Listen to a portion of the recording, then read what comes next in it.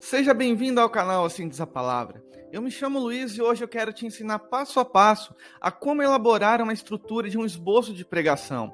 Eu vou te mostrar como eu utilizo para montar e estruturar um esboço de pregação quando eu vou ministrar a palavra de Deus na igreja. Hoje nós estaremos montando a estrutura da pregação debaixo de um tema: as 3 atitudes do semeador. O texto base que nós estaremos estudando e estaremos utilizando se encontra em Mateus capítulo 13, versículo 3, que diz assim: E falou-lhes de muitas coisas por parábolas, dizendo: Eis que o semeador saiu a semear. Nós iremos estudar essa estrutura de pregação baseada na parábola do semeador. E a primeira coisa que nós precisamos prestar atenção é no momento da introdução. A introdução ela precisa ser breve, ela precisa ser objetiva. Neste caso, eu quero falar sobre a importância de sermos semelhantes ao semeador.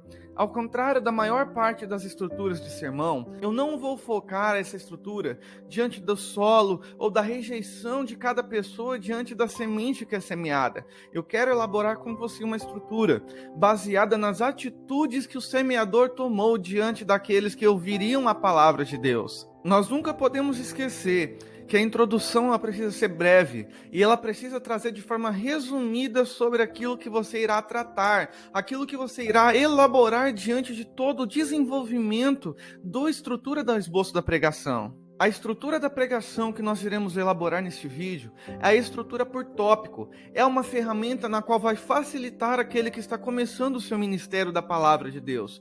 Por isso eu vou dividir essa estrutura em 3 partes no desenvolvimento.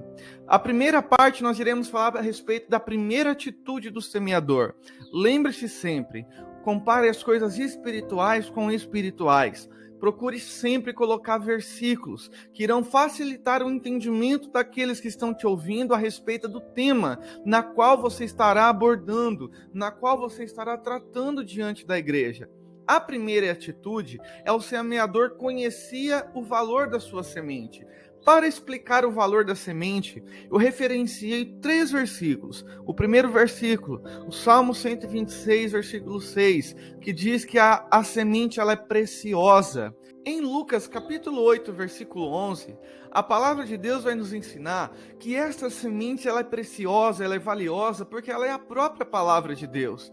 Veja que se você está falando a respeito do valor da semente, você precisa procurar versículos que comprovem o quanto essa semente é valiosa e quanto nós precisamos dar valor a essa semente da mesma forma que o semeador deu a ela. Em 1 João capítulo 3, versículo 9, diz que essa palavra ela é tão preciosa e tão poderosa que é capaz de guardar o homem de pecar. É capaz de que quando o homem guarda a palavra do Senhor no seu coração, ele consegue vencer todas as coisas e consegue vencer até mesmo o pecado.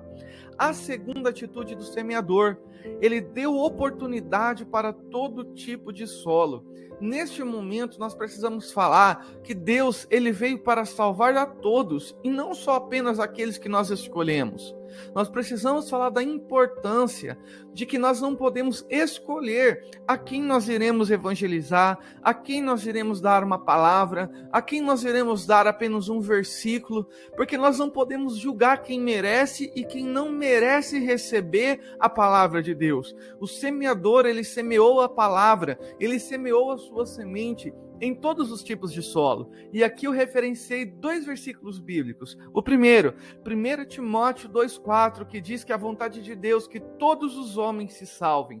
O segundo versículo é Mateus capítulo 18, versículo 11, que diz que Jesus veio para salvar o perdido. Veja que todo este tópico 2, ele foi elaborado com um único objetivo: mostrar que todos são merecedores de ouvir a palavra de Deus, que todas as pessoas, independente de como elas viveram, independente de como elas se comportaram diante de Deus toda a sua vida, independente daquilo que elas fizeram, todas elas são merecedoras da graça de Deus. Nós poderíamos citar também João 3,16, que nos mostra que Jesus ele veio para que todo mundo possa ser salvo, revelando o seu amor na sua vinda.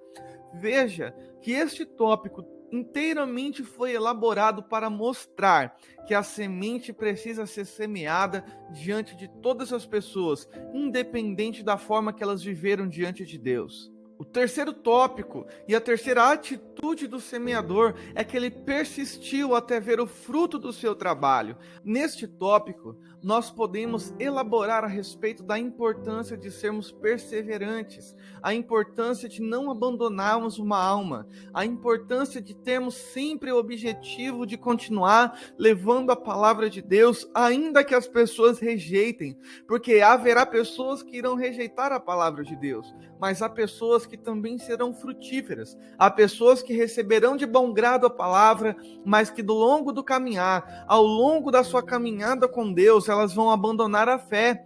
Mas isso não é motivo para que nós que somos semeadores venhamos abandonar o nosso chamado, venhamos abandonar o nosso ministério. Por isso, aqui eu coloquei um único versículo, Lucas capítulo 9, 62, que diz que quem tira a mão do arado não é apto para o reino de Deus. Nós precisamos trabalhar a importância de nós nunca deixarmos de semear. Neste tópico, eu coloquei também uma frase da importância de saber lidar com aquele que não frutificou. Nós precisamos tratar com as pessoas que estão nos ouvindo, que é normal muitas pessoas não frutificarem diante da semente na qual nós levamos até ela. E nós precisamos aprender a lidar com a frustração. Nós precisamos aprender a lidar também com a rejeição da palavra de Deus. Veja que toda essa estrutura de pregação nesse tópico é para mostrar a importância da persistência, de que quem olha para trás, de quem para o seu ministério, quem abandona o seu ministério, ele não está amadurecido diante da palavra de Deus. Ele não é apto para seguir o seu ministério e é necessário ser tratado, é necessário novamente aprender aquilo que Jesus espera dele. E quando nós acabamos a elaboração de todo o sermão, nós precisamos colocar uma conclusão. E neste caso, eu dividi a conclusão em dois passos muito importantes. A primeira parte, que Deus conta conosco para evangelizarmos, que isso não é uma obra apenas de obreiros, não é obra apenas de evangelistas, de pastores, mas que Deus espera que todos nós possamos evangelizar. Nós podemos citar aqui também Marcos capítulo 16, versículo 16. E o segundo ponto é que Deus espera de nós persistência com as almas. Nós não podemos abandonar as almas apenas por ela rejeitar a primeira vez. Muitos de nós, antes de nos entregarmos a Cristo, antes de servirmos a Jesus, também demos muito trabalho antes de aceitar a Jesus. Demos muita resistência. E nós podemos, neste momento de conclusão, falar da resistência que as pessoas enfrentaram antes de entregar a vida a Jesus. E nós podemos usar ela a favor do reino dos céus, para motivar aqueles que estão pensando em parar de evangelizar. E se você tem gostado dos vídeos que nós estamos tratando neste canal, eu quero te fazer um convite. Se inscreva agora mesmo neste canal. Nós temos novos vídeos todas as terças, todas as quintas e sábados, às 15 horas. Que Deus abençoe a tua vida e até o próximo vídeo em nome de Jesus.